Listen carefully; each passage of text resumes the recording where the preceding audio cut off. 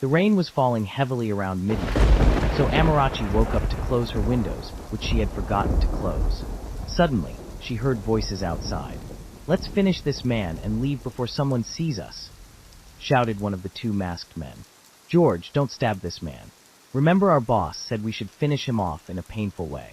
We already gave him medicine to make him sleep, so let's tie his legs, hands and mouth and throw him into this big gutter so the water will carry him away," replied the other one. That Amarachi was very shocked at what she heard. She wanted to scream, but she was too scared. The two men carried the young man, and Amarachi watched them through her window as the rain continued to fall heavily. They tied his hands, legs and mouth, and they threw him inside the gutter and ran away very quickly. Amarachi sneaked out of the house to save the man while everyone was asleep. When she arrived at the place where they threw him, she took out her flashlight and pointed it into the gutter, but she didn't find him. She walked a little forward along the gutter, and suddenly she saw the man. He was shaking with cold. Amarachi tried to pull him by the hand, but she couldn't. She quickly went inside the gutter, but she didn't have enough strength. She ran back to the house and woke her little brother Emeka to help her. "Emeka, please help me save this man," she whispered. That he agreed and followed her despite the rain towards the gutter. They worked together to get him out of the gutter. They then quickly took him to a hospital very close to their house because he was very weak and he was shaking. When they arrived at the hospital, the nurses who were working that night took him to the emergency room. "What happened to him?" asked the doctor. Amarachi explained the situation clearly to the doctor, and the doctor did some tests. "Doctor, please, is he okay?" asked Emeka, looking very sad. "Yes, everything is going to be fine, but he would have died if you hadn't brought him here in time. Please, Emeka, go back home in case Mama and Papa wake up and start looking for you. You can explain the situation to them." "No, I'm not going anywhere. I want to stay here with you, Amarachi." "I can't leave you here alone," answered Emeka. "Please, Emeka, for the love of God, go back home before our parents start looking for us," Amarachi begged. "But I can't go home alone now. It's very late. What will you say to our parents if something bad happens to me on the way home?" asked Emeka. "Well, you're right, but I'm afraid Mama and Papa will be worried that we went out without our phones," Amarachi replied. The next day around 6 a.m., their parents Mr. and Mrs. Okafor started looking for them, but they were still at the hospital with the man. "Darling, have you seen Emeka and Amarachi this morning?" asked Mrs. Okafor. "No, darling. I was also looking for them." "Did you call Chuka to find out if they went to visit him this morning?" replied Mr. Okafor. "Yes, I called him." "What did he say?" "He said they were not with him." "My God, where could they have gone at this time?" Meanwhile, Oena was in his room at the palace and was taking a phone call. "So George, how did the work go last night?" asked Oena. "Boss, the work was successful. Your brother is dead," George replied. "Where did you put his body?" he asked. "Nothing to worry about, boss. We finished with him in a slow and painful way as you asked," replied George. "Well done, guys. I hope no one saw you. We've been doing this for years, boss. Don't worry. Good job. I'm sending you extra 500,000 naira for a job well done. But where is my car?" he asked. "We'll bring your car to you later, boss. It's nice doing business with you," added George before ending the call. "I am and I will remain the smartest. I will not let anyone take from me what is mine," Oena said to himself. While Oena was talking to himself, his parents, the king and queen, entered his room and he jumped in fear. "Who were you talking to?" asked the king. "Ah," Oena stammered. "We heard you say that no one can take from you what is yours." "You were talking to who?" the queen asked. "No one, Papa. I was just having fun with a friend on the phone," Oena lied. "Your Majesty, don't forget why we came to see our son. Do you have any news of your brother Nonso? We have been calling him since yesterday, but his numbers don't work," said the queen. "No, Mama. I haven't had any news. I have also been calling all his numbers since yesterday without success," replied Oena. "My God, I am starting to get scared for my son. He told us he was going to arrive at the airport last night, but since yesterday, no news from him." "I don't know what is wrong," said the queen. "I don't know what is wrong with my brother, Mama. I waited for him at the airport last night for almost 6 hours, but until now he has not arrived. I am very confused and sad at the moment," added Oena with fake sadness. "I hope my son is well wherever he is." "I am so worried," said the queen. "My queen, don't worry. Nothing will happen to our son. Let's have breakfast," said the king, Meanwhile, in the hospital. "Doctor, please, why is he talking strangely?" asked Amarachi curiously. "They gave this man a very dangerous medicine, and this medicine completely damaged his brain. You should quickly take him to a psychiatric hospital because this looks like a mental problem." The doctor explained that as soon as the doctor said this, Amarachi and Emeka took the man to a psychiatric hospital. Once they arrived, Emeka came home and explained the situation to their parents. Amarachi's parents were very surprised, but they were proud of Amarachi that a few days later, Amarachi was with her boyfriend Ikenna. "What is going on? Why this sudden change?" asked Ikenna. "I don't understand what you are talking about, Ikenna. How have I changed?" Amarachi replied, "Since you started taking care of this madman, you don't answer my calls like before. You hardly give me any time and attention. Have you forgotten that our wedding is in a few weeks?" "It's not my fault, Ikenna," Amarachi said quietly. "Whose fault is it then? Answer me.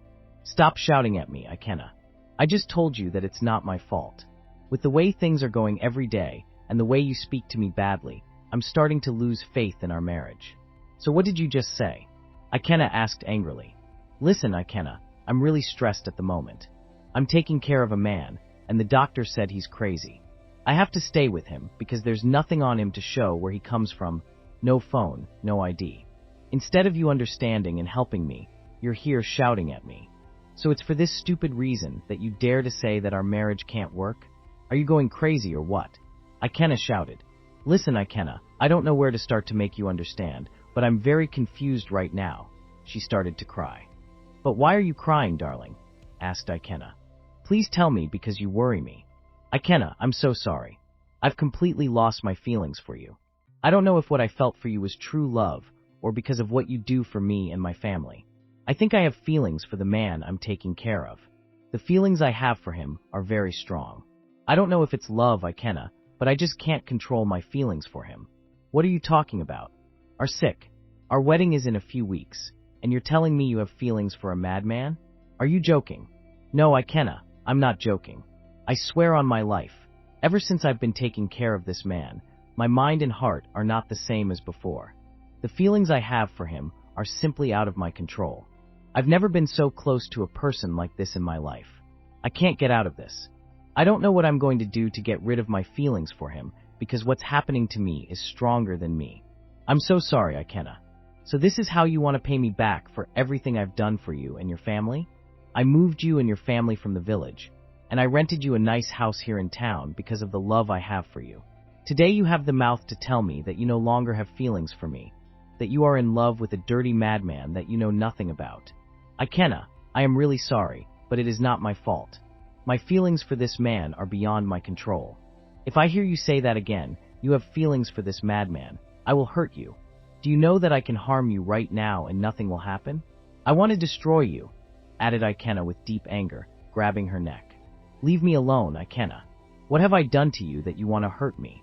You don't know what you have done. You must be very stupid to ask me this question. Listen to me, Ikenna, please. I am really sorry for hurting you. I understand how you feel right now. I know that you really care about me and my family, but please, what do you want me to do now? Leave this madman who is no one and go away, because I am very confused right now." Amarachi was thinking about her love for Ikenna and wondering if she really loved him, or if she felt she had to because of the money he had spent on her and her family. Ikenna looked at Amarachi with tears in his eyes. Amarachi remembered all the good things he had done for her and her family, and all that her family would lose if she didn't marry him. "Ikenna, please say something. I am lost. Tell me what I should do. Say something, please. If you really want me to be happy and peace to come between you and me, you will have to kill the madman." "Jesus Christ!" shouted Amarachi. "Yes, you will have to kill him because it is because of him that our marriage is being destroyed. You have to end it with him. God forbid. I will never do such a thing. How can you ask me something like that? You are very bad. I can't sit and watch some madman take you away from me. You have to kill him before things get worse." Amarachi was shocked. "I will never try to kill him. I can't even kill a chicken, let alone kill a human being like me. God forbid. I will never do that. It is very clear that you never loved me. That is why you are putting me through this. I understand that you want to find a way to get rid of me. I regret the day I met you," added Ikenna, crying. "Stop it, please, Ikenna. You are hurting me. I was very much in love with you, and that is why I couldn't wait for us to get married. I was looking forward to being your wife and spending the rest of my life with you, but everything suddenly changed since I met this man. I am very sorry for breaking your heart and hurting you, Ikenna, but I think we were not meant to be together as husband and wife. Please, let's not waste our life because of what we felt was love. Keep your useless excuses to yourself and listen to me very well. No man born of woman will take you away from me while I am still alive. And if you don't kill this madman, I will kill you, and I will kill myself too, replied Ikenna before turning around angrily. Ikenna, please come back, called Amarachi, trying to hold him back by the hand. Don't touch me. I hate you. You are mean and heartless. Let go of my hand and get out of my way. He walked away looking very angry. Oh my God, what have I gotten myself into? I'm finished. What am I going to do now? I need to talk to someone for advice. I have to go see my friend Ngozi right away. Meanwhile, in the king's palace. Your Majesty, we have been waiting for Nonso to arrive for days, and we are only days away from his coronation. Where could he be? Asked the head of the guards, Okoro. The police are doing their job. I believe they will return to the palace with good news, replied the king. He had better return to the palace with our heir because the people are seriously worried, said Okoro. While he was talking, Oena went into the next room, sat on the floor, and started screaming and crying. Oh my God, it's over. My brother. My brother. What will become of me without my brother? The king and the head of the guards, hearing Obena's screams, immediately got up and went to the room to see what was happening. My prince, what is it? Asked the king that he continued to scream and roll on the floor. The queen, hearing the screams, also rushed into the room. Please, my son, talk to me. What happened to Nonso? Begged the queen. I received a shocking call on the way back to the palace, saying that my brother Nonso had died in a car accident a few days ago. What? Please repeat what you just said because I didn't hear clearly. Nonso is dead, Mama. He died in a car accident. The king fell down. Your Majesty, wake up, please, shouted the queen in tears. Guards, let's quickly take the king to the hospital, shouted Okoro. While they were trying to put the king in the vehicle, Oena was watching them through the window. He started laughing quietly in the room. I didn't know I was so good at acting. If this old man could also die at the same time, how happy I would be. My plan is working perfectly. No one will ever know that I killed my brother Nonso. The queen was very sad. Her son Nonso was everything to her. She and the king had put a lot of hope in him. Unlike Oena, Nonso was very smart, responsible, and respectful. The king was taken to a hospital for emergency treatment. Meanwhile, Amarachi was at her friend Ngozi's house in the village. Ngozi, you are the only trusted friend I have in this life. She explained the whole situation to Ngozi. I understand, Amarachi, but what do you want me to do, or what are your plans? Asked Ngozi. I need your help right now because I am very confused. Ikenna asked me to kill the madman, and I don't feel I can do such a thing. But what's wrong with you, Amarachi? Why do you always act like a child? What are you talking about, Ngozi? You and I know how much Ikenna has spent on you and your family. You also know very well that he is a very rich man. He has shown you many times that he really loves you, and he even opened a shoe store for you. So why not just kill this madman like he asks you? I know he has spent a lot on me and my family, Ngozi, but how do you want me to kill a man because of him? The man you are talking about is a madman, Amarachi. What do you plan to do with him? I don't understand you anymore. I don't really know, but I think I feel something strong for this madman. Maybe I am in love with him.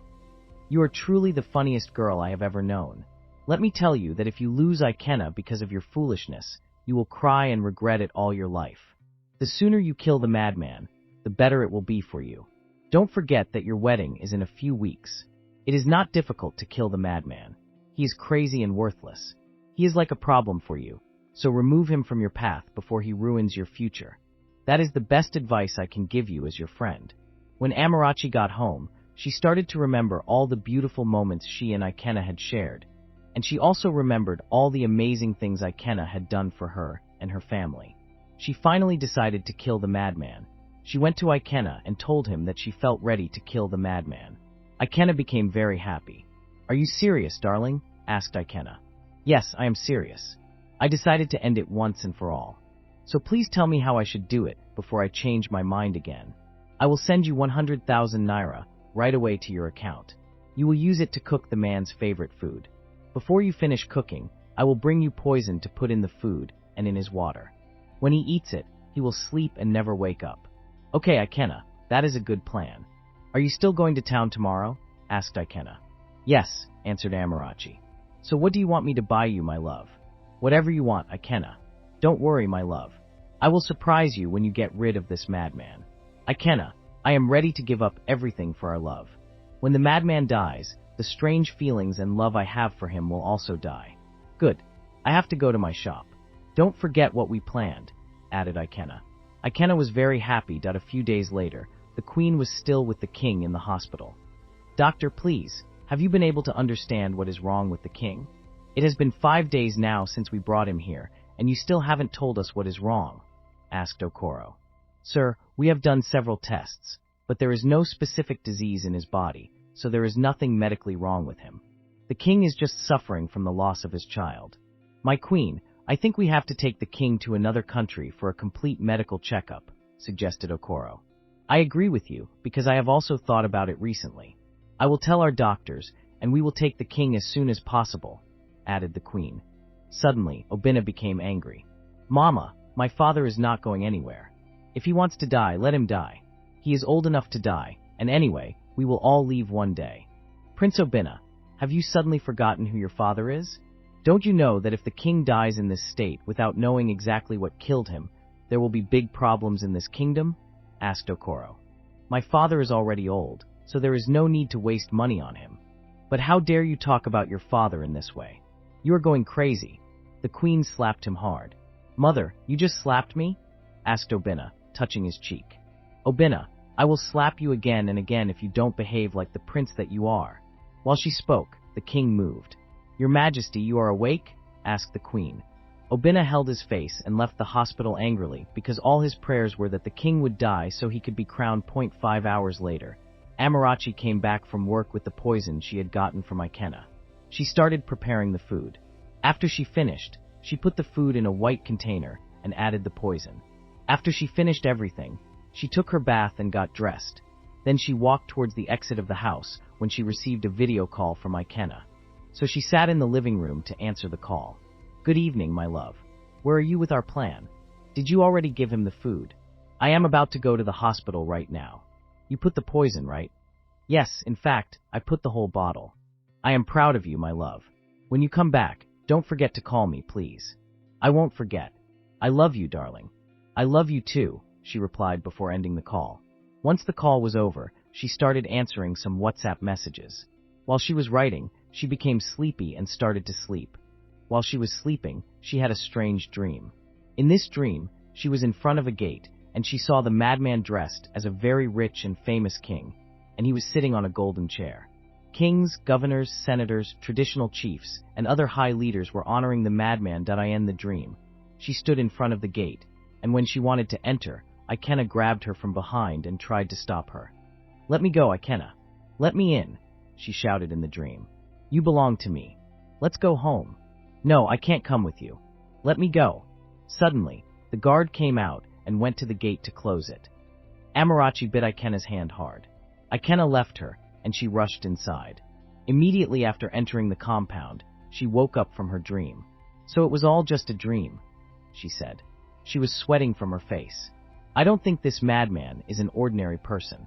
There must be a deep mystery behind him. I will never abandon him. Ikenna, you can never fool me. She got up and threw the poisoned food into the trash and packed some good food in a container to go and give it to the madman.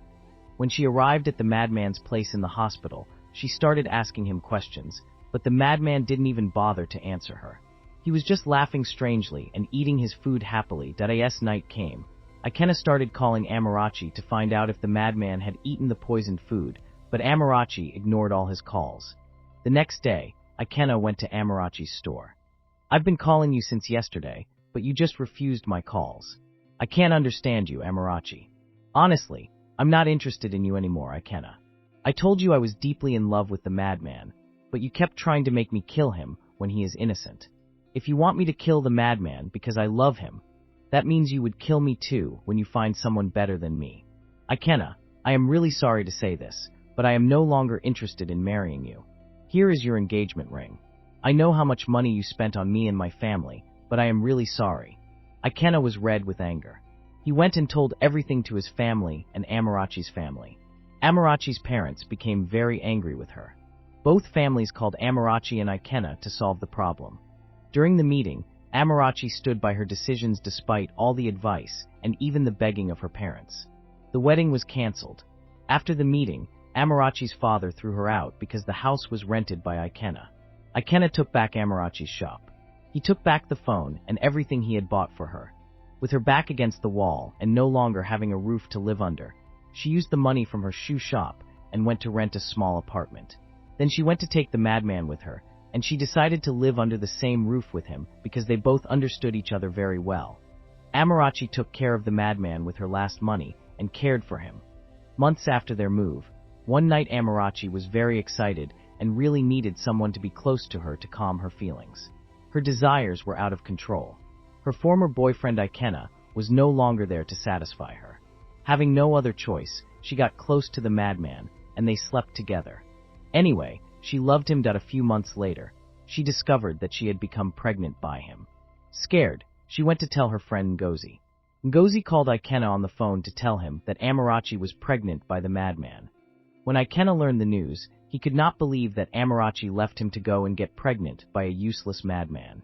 He was very angry. That night, he went to a village with his car and went to the hut of a medicine man to cast a deadly spell on the madman. "Young man, what brought you to my house?" asked the medicine man. "I had a girlfriend called Amarachi. She took advantage of my money and left me. We had planned our wedding, but a few days before the event, she fell in love with another man. This man is a madman." The medicine man remained silent, listening to him. "Currently, she is pregnant with the madman's child, and I want you to finish him off." The medicine man began to say some words. Then he stopped suddenly. "Young man, do you personally know the madman?" "No, great medicine man. I have never seen him. I do not know him. What I know is that he is only a poor, miserable madman," replied Ikenna. The medicine man looked at him, shook his head, and began to laugh. "Young man, I cannot kill this madman." "Why?" "Because he is untouchable. There is no power that can harm him." "I am sorry. Great medicine man, I do not understand what you are talking about." "Young man, there are mysteries behind the madman and his family that you do not know." "I am sorry, but I can do nothing for you." "What should I do then?" "I was told that you were the greatest medicine man in the whole village. I thought I could count on you. I am ready to pay you any amount you want. Money is not a problem for me. You better leave this madman alone." "I am finished," added the medicine man with a more serious look. "Well, if you can't do anything against the madman, can you finish Amarachi?" "But sir, I can't do what you ask. Please don't create problems for me. Get out of my hut." Ikenna left the place angry. He took his car and returned to his house in town. "Anyway, I don't need a medicine man to do what I have to do. Since they are all useless, I will hire people to do the work for me, and it will be faster." The next evening, Amarachi was deep in her thoughts. She could hardly believe that she was carrying the child of a madman. Her heart was filled with confusion, but an inner voice told her that there was something special about her situation. She lay down next to the madman and began to sleep. In the depth of the night, while Amarachi and the madman were sleeping peacefully, the door of their house was broken down hard, and hooded men entered the room violently. They immediately overpowered Amarachi, preventing her from moving or defending herself. They then dragged the madman out of the house. Amarachi tried to struggle. She began to scream at the top of her lungs, hoping that someone would hear them. One of the men gave her a hard blow on the head, and she fell. The hooded men then rushed to escape. The next morning, she regained consciousness and woke up. She had been lying on the cold floor, and she had a terrible headache. Her heart raced when she remembered that the madman had been kidnapped. Scared, she rushed to the police station to report his kidnapping, but without any proof of his identity, the police could not do much for her. Desperate, she searched her memory for a clue that could help her find the man who now filled her heart and mind. It was then that she remembered the psychiatric hospital where she had taken him the first time. Without wasting a second, she went there and begged the head doctor to give her any information that could help her find this man. The doctor opened a drawer and began to search through papers. He took out a sheet on which was drawn a tattoo found on the man's arm. "The only thing I still have on this man is this drawing. It's a strange tattoo that was on him, but I don't know what it means. But I think it's a royal symbol. Maybe it will help you find him." Amarachi felt her breath catch as she looked at the symbol, which seemed strangely familiar to her. Her heart was beating very fast. Without wasting a moment, she took the image of the tattoo and rushed to the royal palace to ask for information. Once there, she came face to face with the queen, and she immediately showed her the symbol. As soon as the queen saw the tattoo, she raised a shaking hand to her mouth. "My God, Nonso," she whispered in shock. "My queen, who is Nonso?" asked Amarachi, completely confused. "Nonso, he is my son, the heir to the throne. He has been missing for months, and we were told he died in a car accident. But if you have seen someone with this tattoo, it means he is still alive." Amarachi felt her legs give way. The man she loved, the man everyone thought was crazy, was in reality the crown prince of the kingdom. The queen ran to show the symbol to the king, who was still weak from sadness and illness. His eyes widened, and he sat up immediately. "It is the symbol of our family. He is our son Nonso." Amarachi burst into tears. "He is in danger, my king. Men have kidnapped him," she shouted.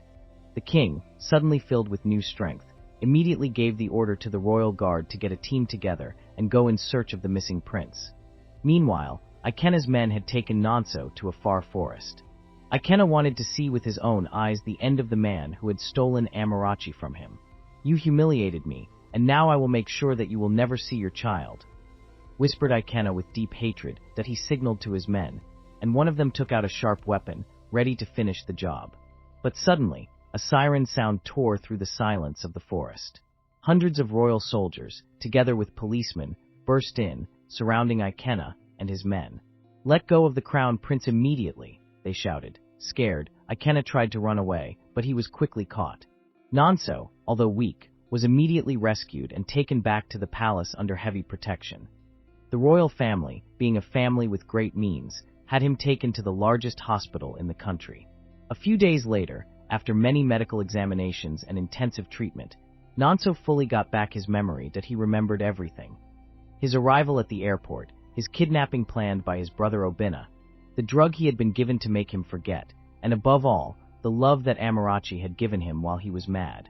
When he revealed the truth in front of the king and all the royal officials, Oena was immediately arrested and sent away from the kingdom forever for trying to murder his own brother. As for Ikenna, he was sentenced to several years in prison.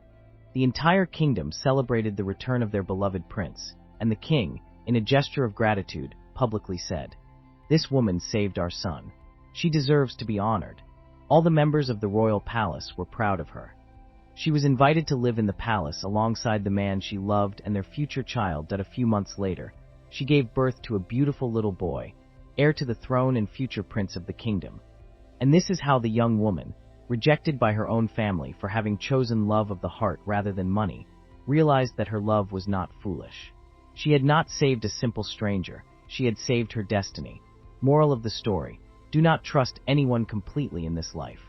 The people to whom you tell your secrets, and whom you call friends, are sometimes the same ones who destroy you behind your back.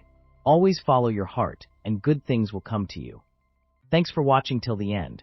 Write in the comments the name of your favorite character and explain why you chose them. Leave me a message if you enjoyed the story.